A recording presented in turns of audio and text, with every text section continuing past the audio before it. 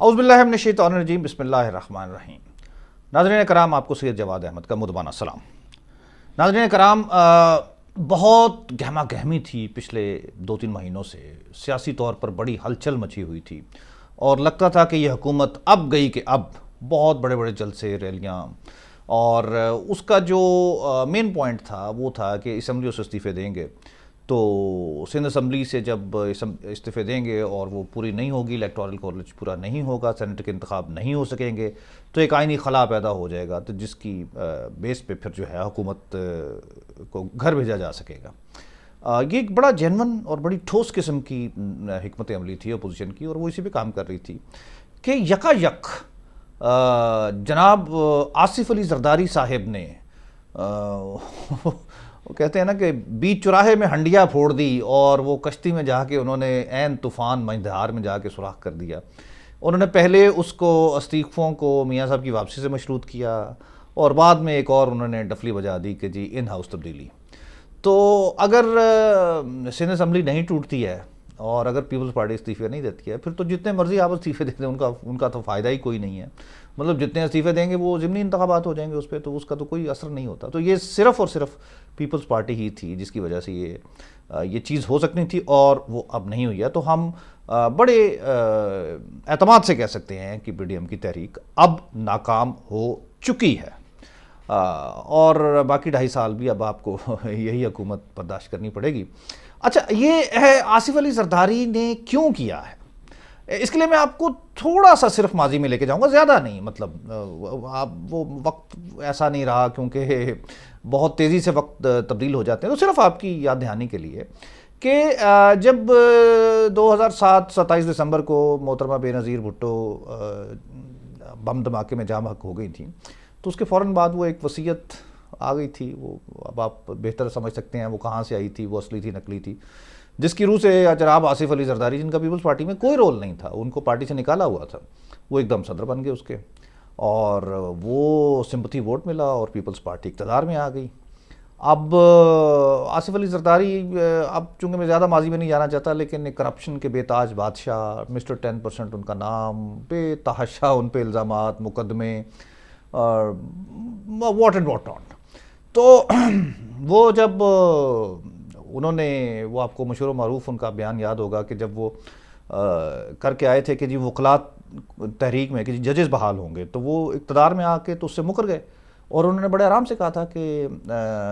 جو وعدے ہوتے ہیں وہ کون سا قرآن حدیث ہوتے ہیں، بقیہ تو ختم ہو گیا، مطلب اب نہیں ہم بحال کر رہے۔ تو وہ پھر مسلم لیگ نون جو ہے ان سے علیحدہ ہو گئی تھی اس بات پہ، اور پھر پوری تحریک چلائی تھی، اور پھر وہ ججز بحال ہوئے تھے، اور پھر جو ہے وہ درمیان میں آصف علی زرداری صاحب جو ہے وہ صدارت پہ متمکن ہو گئے، کیونکہ پہلے تو وہ الیکشن نہیں لڑے تھے تو وزیر اعظم نہیں بن سکتے تھے، تو وہ صدر بن گئے تھے۔ اور پھر یوسف رضا گیلانی جو وزیر اعظم تھے،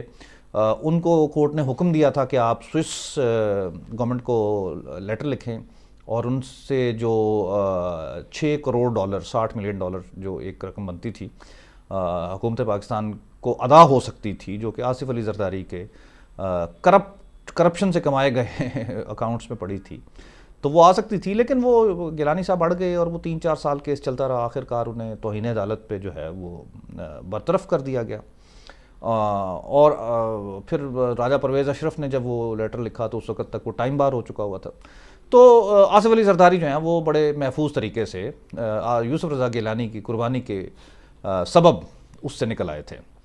اور وہ پورے اپنے 5 سال پورے کیے انہوں نے صدارت کے۔ اچھا، درمیان میں آپ کو ایک یاد ہوگا، میں آپ کو یاد دلاتا چلوں کہ میمو گیٹ سکینڈل ایک آیا تھا سن 2010-11 میں۔ اب وہ کیا تھا، میں آپ کو یہ بتانا بہت ضروری سمجھتا ہوں، کیونکہ آج کل کے کئی نوجوان بڑے جذباتی انداز میں مجھے کہتے ہیں کہ جی میمو گیٹ سکینڈل میں جمہوریت کی پیٹھ پر میاں صاحب نے خنجر کا وار کیا تھا جب وہ کالا کوٹ پہن کر عدالت میں گئے تھے۔ تو میں آپ کو بتا دوں اس کی تاریخ کہ میمو گیٹ بنیادی طور پر آصف علی زرداری کا ایک دست راستہ منصور اعجاز جو کہ امریکہ میں ہوتے تھے، ان کو انہوں نے ایک ٹیکسٹ بھیجا تھا جو کہ وہاں کے ایڈمرل مائک ملر کو پہنچایا جانا تھا،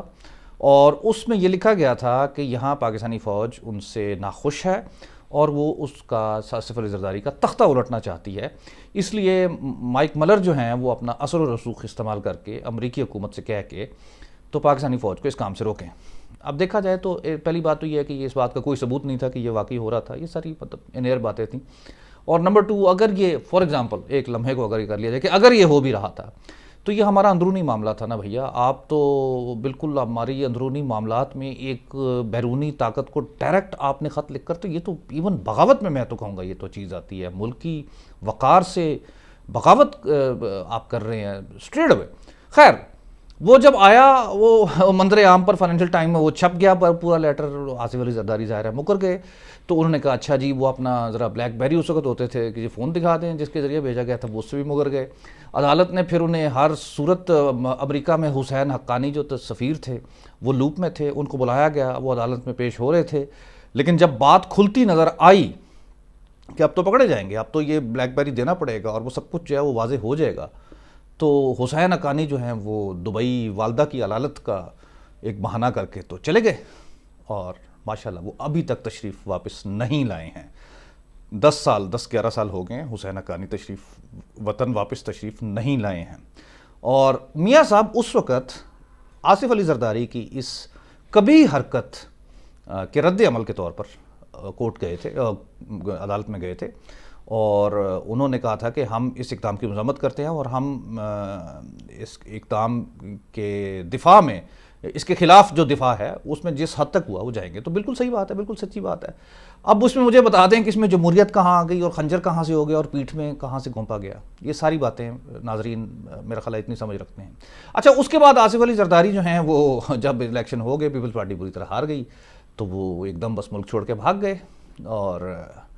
اس کے بعد وہ امریکہ میں مقیم رہے بڑا عرصہ. اب آپ کو میں جو چیز بتانا چاہ رہا ہوں وہ بہت اہم ہے. 2018 کے الیکشن سے پہلے اگر آپ کو یاد ہوگا کہ آصف علی زرداری نے ایک حامد میر کو انٹرویو دیا، اور ایک دم انہوں نے اس وقت جو ہے الیکشن سے 5-6 مہینے پہلے مسلم لیگ نون اور میاں صاحب کی ذات کو زبردست قسم کا ہدف تنقید بنا دیا ہوا تھا اور تابڑ توڑ حملے کر رہے تھے اور بڑے نیچ قسم کے ریمارکس دے رہے تھے. تو اس میں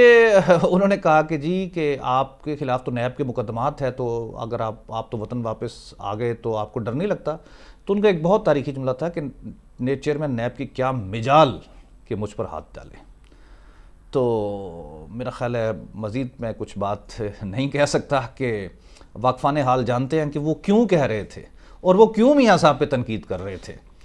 اور ایون کہ ہماری سیاست نہیں، ہماری تاریخ کا ایک بدبودار کردار ثاقب نثار، ان کو عدالتوں میں جو بھی کیس جا رہے تھے تو وہ التوا میں ڈالتا جا رہا تھا کہ اچھا یہ الیکشن کے بعد دیکھیں گے. بھیا انصاف کا الیکشن سے کیا تعلق؟ تو اس وقت پیپلز پارٹی کسی کی منظور نظر تھی، ان کو امید دلائی گئی تھی کہ اگر ہماری سیٹیں کم پڑ گئیں تو آپ کے ساتھ مل کر پھر ہم حکومت بنائیں گے. تو اس لیے پیپلز پارٹی اور آصف علی زرداری جو ہے وہ اس طرح کے ہٹ کنڈوں پہ آئے ہوئے تھے. خیر انہیں ضرورت ہی نہیں پڑی، وہ ماشاءاللہ 117 سیٹیں پی ٹی آئی نے جیت لیں، تو آزاد اور یہ وہ ملا کے ان کی حکومت بن گئی. انہیں پیپلز پارٹی کی ضرورت ہی نہیں پڑی، وہ ٹیشو پیپر تھا انہوں نے کر کے استعمال کر دیا. اس کے بعد پھر صادق سنجرانی جو چیئرمین بنے تھے سینٹ، وہ آپ کو معلوم ہی ہے کس طرح بنے. حالانکہ میاں صاحب نے بہت مطلب رضا ربانی کو کہا تھا کہ چیئرمین سینٹ جو ہے دوبارہ بنا دیا جائے، اور اتنے اچھے وہ، حالانکہ وہ پیپلز پارٹی ہیں لیکن وہ نہیں مانے. اچھا اور پھر صدر پاکستان کا جب انتخاب ہونا تھا اس میں بھی پیپلز پارٹی نے پیٹھ دکھا دی. اگر مشترکہ امیدوار آ جاتا ہے ایک اپوزیشن کا تو حکومت کے لیے بہت مشکل ہو جانی تھی، کیونکہ آزاد امیدواران اور یہ وہ سارے کچھ، لیکن انہوں نے اپنا کھڑا کر دیا اور وہ ہار گیا ظاہر ہے. پھر پھر سب سے بڑی بات، صادق سنجرانی کے خلاف جب تحریک عدم اعتماد آئی تو 63 بندوں نے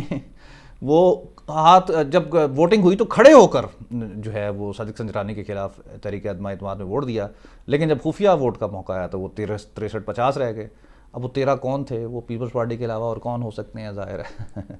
اور خواجہ آصف کا آپ کو فکرہ یاد ہوگا کہ وہ پیپلز پارٹی پہ کبھی اعتماد کرنے کو تیار نہیں ہے، اور اس کا جو سب سے بڑا جو وجہ ہے وہ آصف علی زرداری ہے. یہ آصف علی زرداری، اور پھر جب یہ پی ڈی ایم سٹارٹ ہوئی ابھی اور وہ بڑے تم تراک سے اور یہ وہ سب کچھ، تو وہ سارے نعرے ریلیاں سب کچھ ہوا. آصف علی زرداری صاحب جیل سے باہر آ گئے، عبوری ضمانت میں ان کے توسیع ہوتی جا رہی ہے، تو بس اشارہ مل گیا انہیں اور ایک دم انہوں نے یہ شوشہ چھوڑ کے اور وہ اتنی بڑی تحریک جو تھی اس کو بیچ چوراہے میں لا کے تو کھڑا کر کے تو ناکام کر دیا. تو یہ آصف علی زرداری ہماری سیاست کا ایک ایسا بدبودار کردار ہے کہ جس کے بارے میں بڑے فخر سے پیپلز پارٹی والے کہتے ہیں کہ ایک زرداری سب پہ بھاری، تو واقعی یہ ایک زرداری جو ہے اپنے مفاد کے لیے سب پہ بھاری ہے، بے شک اس کی قیمت ملک کی کیوں نہ ادا کرے۔ اگلی ویڈیو تک کے لیے اجازت دیجیے، خدا حافظ۔